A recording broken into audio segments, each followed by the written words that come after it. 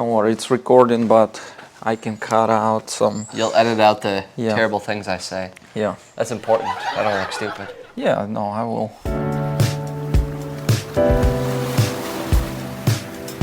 Well, hello everyone. Welcome back to another episode. And guess whose house we're visiting today? It's Gunner's.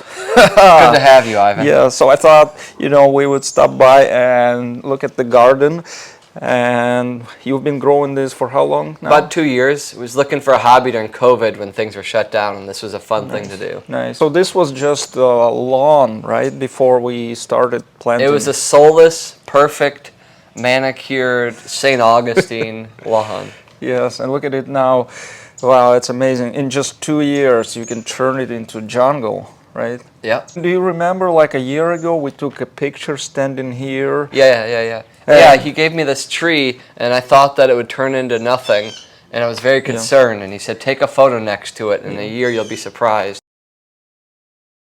This is Jamaican cherry, and this was grown from air layer. This is just one of the branches I rooted on my tree. This thing will be as tall as the house if we don't trim it today, which we will. We will. Awesome. So we're gonna walk around, look at what Gunner has and what's growing. So your Jamaican cherry, unlike mine, has all these berries, all this fruit. Every day. And it didn't even suffer from cold. It's amazing how the microclimates work.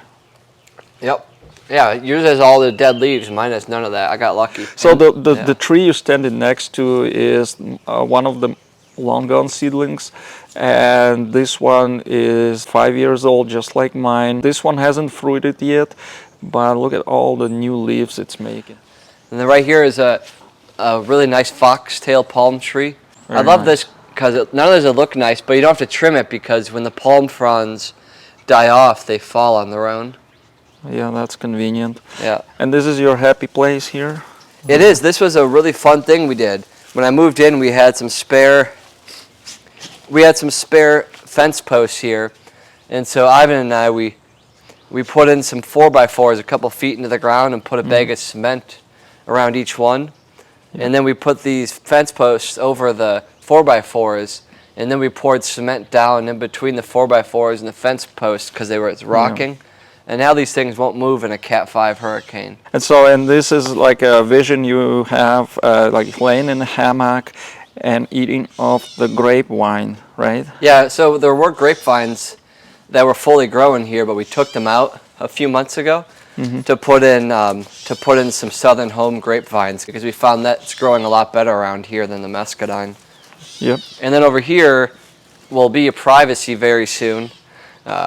Nice podocarpus hedge. Look at this dwarf avocado flowers. This is the minicado they call. Minicado. Yeah. Yeah. So we want this to grow. So we're gonna go ahead and trim back the Jamaican cherry and give this its own space. So we have some Everglades tomatoes and passion fruit vines here in this corner.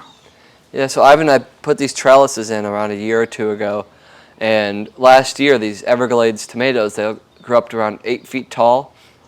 And we can't keep up with them. It grows so much fruit. And here we have an orange tree. This one is the original tree that came with the house, right? Yeah, it used to look better.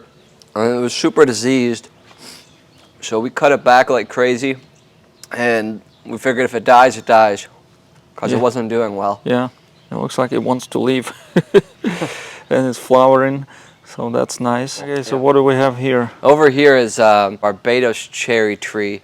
And that has grown a lot of cherries. You can see some flowering, but with all the cold weather lately, it's sort of died off. Yeah, and the amazing thing about this Barbados cherry is this was also propagated from cutting.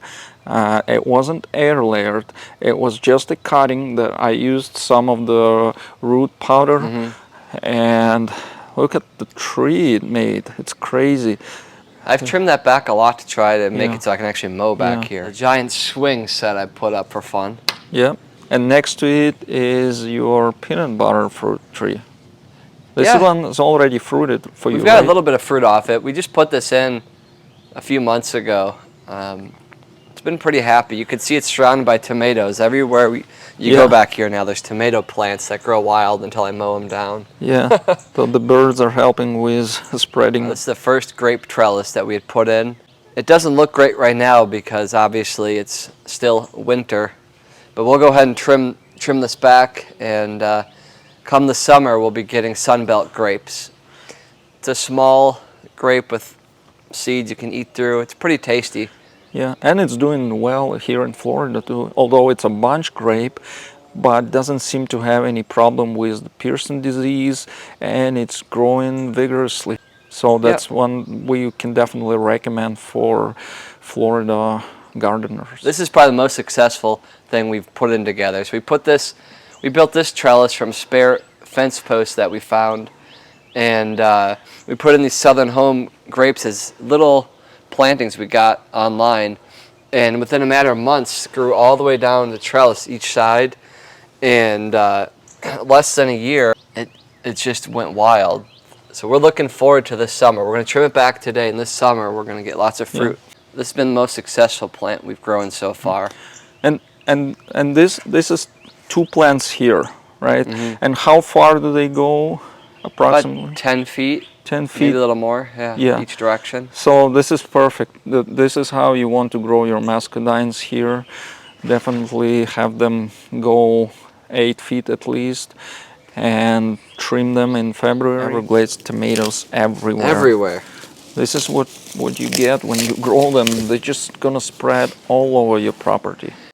If you gotta have a weed, why not have something that smells wonderful? Okay, so here in this corner we have something exciting. So what is this? Yeah, this will be a fan favorite for the kids. This is a seedless Thompson grape. So this one is also propagated from cutting, and looks like it's growing really well. Yeah, it's coming back already. I'm surprised to see this. So the Thompson, I have a quick story to tell.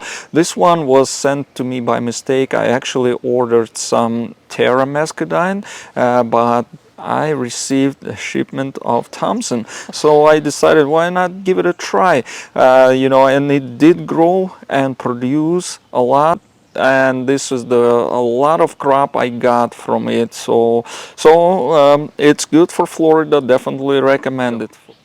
Yeah, so back here my wife would like me to put in a gate and get rid of the grass, and then put in some vegetable beds. Yeah, I'm so jealous about your neighbor's coconuts here.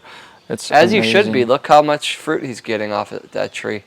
It's amazing. And we are in Tarpon Springs, and you don't normally see coconuts here, but look at this mature tree. They thrive and produce lots of fruit. It's amazing. It's a dream for my girls when they look out their bedroom window in the morning and they see the sun rising and coconuts overhead. So that gives me hope, actually, because I have been growing coconuts, but I didn't get any fruit of them yet. Okay. Your trees have survived multiple cold spells. There's hope for you too, Ivan. Yeah, and the older they get, the more hardier they get too. Yeah. So if you're in Zone 9B, give it a try. Well, thanks for having us, Gunnar. This is a beautiful garden. It's much better than just the grass, right? It is, and come back around August and this is going to look totally different in a good way. Kill your grass. Kill your grass and grow more trees, right? That's right. And hopefully I get parrots back here. That's a dream. We'll be visiting you again and see the progress of your garden, maybe see some produce. And in the meantime, let's keep growing. Ciao.